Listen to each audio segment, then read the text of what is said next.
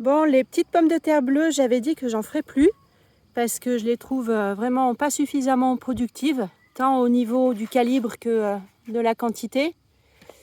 Mais finalement, vous voyez, j'ai des repousses là au milieu de la zone de compostage de tuyas. Alors le tuya, c'est ce qui vient des résidus de taille de la haie qui est là. Alors c'est des repousses qui datent d'il y a 2 ans. Parce que l'année dernière, j'avais pas mis de pommes de terre à cet endroit-là. C'est probablement des oublis lors de la récolte. Et du coup, j'ai fait un petit sillon là. Et je vais mettre celles qu'on n'a pas consommées de l'année dernière. Là, elles ont bien germé.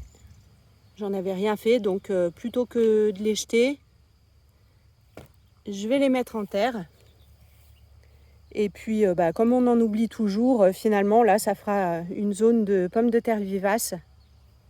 J'aurai comme ça possibilité d'en ramasser quelques-unes pour faire des petites purées violettes.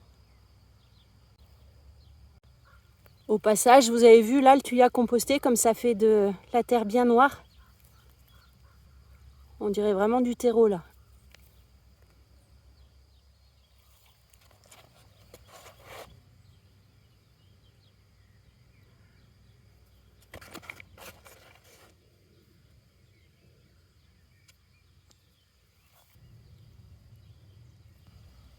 Je les écarte à peu près d'une largeur de main, ça fait 20 bons centimètres, 20-25 centimètres.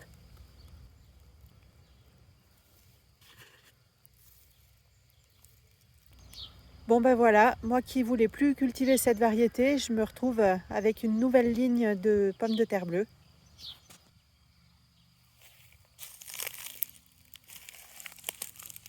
On les reconnaît bien, elles ont des tiges foncées, bleu violacé.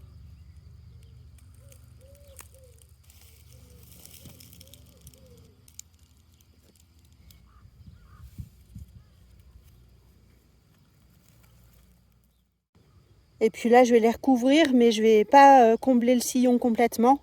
Je viendrai rajouter petit à petit au fur et à mesure de la pousse. Comme ça fera comme si je faisais un butage finalement.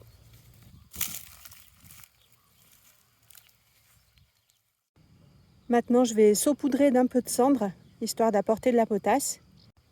Et puis là, je suis assez tranquille. Je ne devrais pas perturber trop le pH du sol, étant donné qu'il y a pas mal de tuya qui est acide.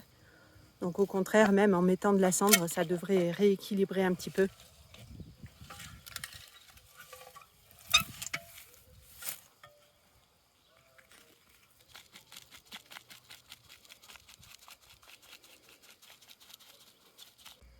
Bon, j'en ai bien foutu partout. Du coup, je vais arroser pour nettoyer le feuillage. Voilà, là c'est rincé. Et puis tant que je suis là, je vais mettre un petit peu d'engrais aux courges melonnettes Jaspé de Vendée qui sont là. Parce que je trouve qu'elles ont le feuillage un peu jaune. Je vais leur apporter un peu d'azote sous forme d'urine diluée.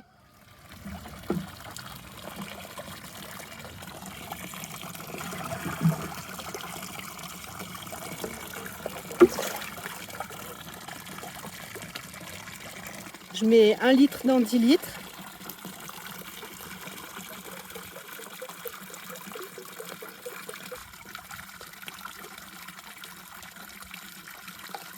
Et puis je vais répartir ça au pied de chaque plant.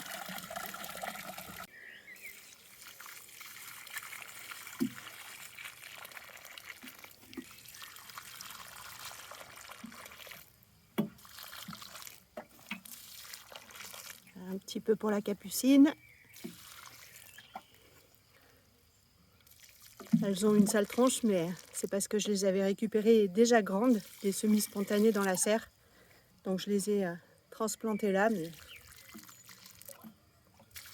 ne sont pas en forme. Elles vont se refaire. Hein. Tant que j'y suis, je vous fais un tour des autres zones à pommes de terre. Alors on a ici, donc là normalement c'était pas prévu cette année que j'en mette, mais j'ai eu pas mal de repousses spontanées.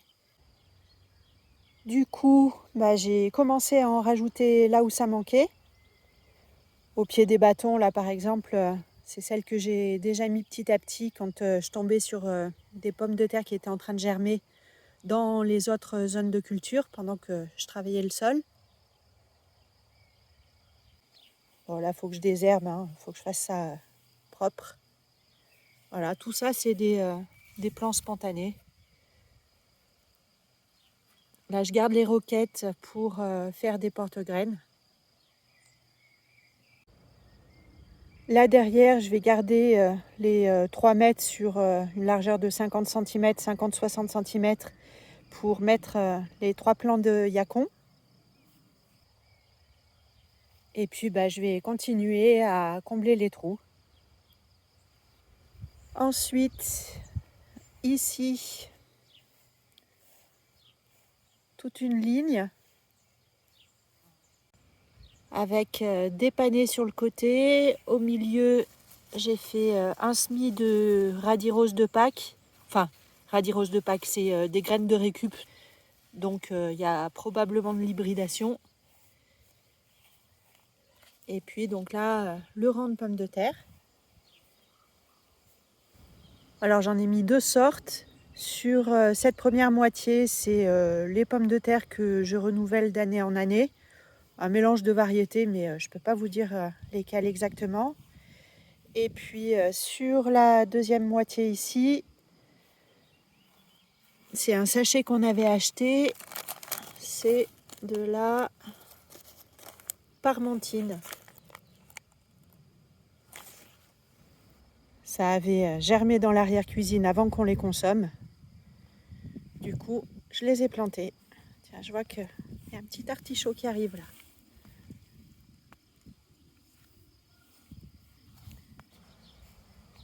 Je vous fais un petit tour d'horizon par là. On a la ligne de petits pois. En dessous, les aubergines et les poivrons.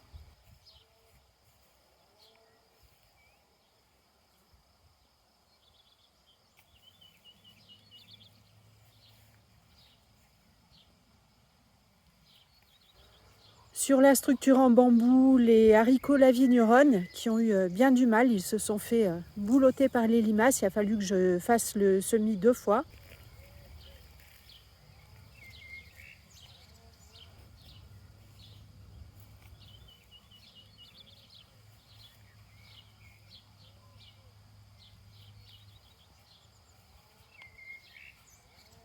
Et puis sous cette espèce d'échelle horizontale, j'ai mis des tomates cerises.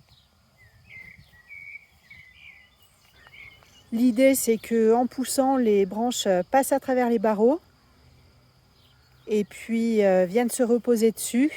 Ça devrait les soutenir après quand il y aura les fruits qui vont grossir. Bon, c'est pas garanti, on verra ce que ça donne à l'usage.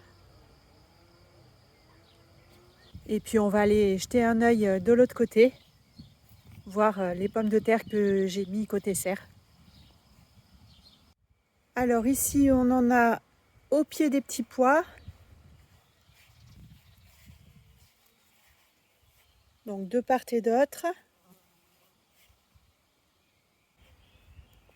Bon, là c'est le bazar, il faut que je m'occupe de cette zone, je ne l'ai pas faite encore. Ce sera pour les radis d'hiver, puis probablement quelques choux. Et ici on a la zone principale. J'en ai fait 3 lignes. Elle commence à bien se développer là. Je leur ai fait un premier butage et puis dans les interrangs, on a rajouté de l'herbe de tonte. Et enfin, pour terminer, je vous montre encore des repousses spontanées au pied de la haie de Thuya. Donc j'en ai quelques-unes. Alors là, j'ai mis les cyclanthères. J'avais mis pas mal de choux aussi, mais je m'en suis fait bouffer plus de la moitié par les limaces. Là, vous voyez les pommes de terre qui ressortent. Donc s'il m'en reste encore à planter, je les mettrai probablement dans ce coin-là encore. Il n'y a que les choux rouges qui ont bien résisté. Et ça, c'est les yacons que je vais planter de l'autre côté. Et j'ai failli oublier les pommes de terre dans la serre, celles que j'avais plantées en tout début d'année. Alors j'en ai déjà récolté une partie ici. Et il reste quelques plants là.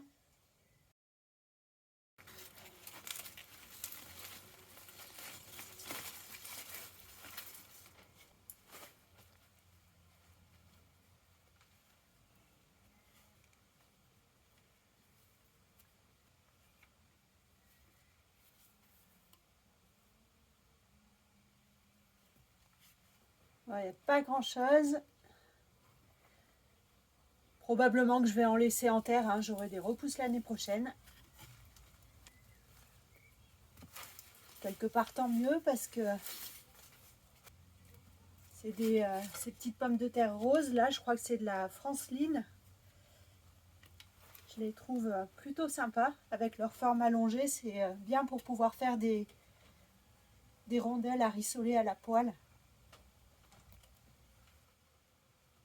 Et les capucines que j'ai mis avec les courges de l'autre côté, en fait, voilà, celle-ci elle a poussé toute seule. Donc, comme je vais récupérer la place ici pour planter autre chose, je vais l'enlever. Je vais essayer de la repiquer ailleurs, dans le jardin, à l'extérieur. Et du coup, ce que je fais, c'est que pour faciliter la reprise, je lui coupe toutes ses feuilles, ou presque, les fleurs aussi.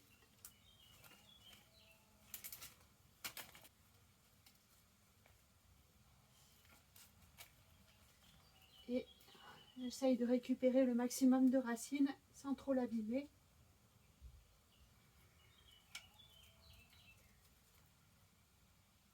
Voilà, donc après, elle a que ça pour repartir. C'est ce qui explique qu'elle tire un petit peu la tête les premiers jours. Voilà, la petite récolte. Alors au niveau du rendement, c'est quand même pas terrible. Ouais, bon, en vrai, c'est même assez minable, hein, je vous l'accorde. Mais bon, c'est pour le fun, ça fait une petite poêlée. Voilà pour ce petit tour. Alors c'est vrai qu'en ce moment, j'avoue que je suis pas très assidue sur la chaîne. Manque de temps, manque de motivation peut-être un peu. Au moins, ça vous donne un petit aperçu de l'état du jardin en ce moment. Je vous souhaite un bon jardinage et je vous dis à bientôt. Bye bye!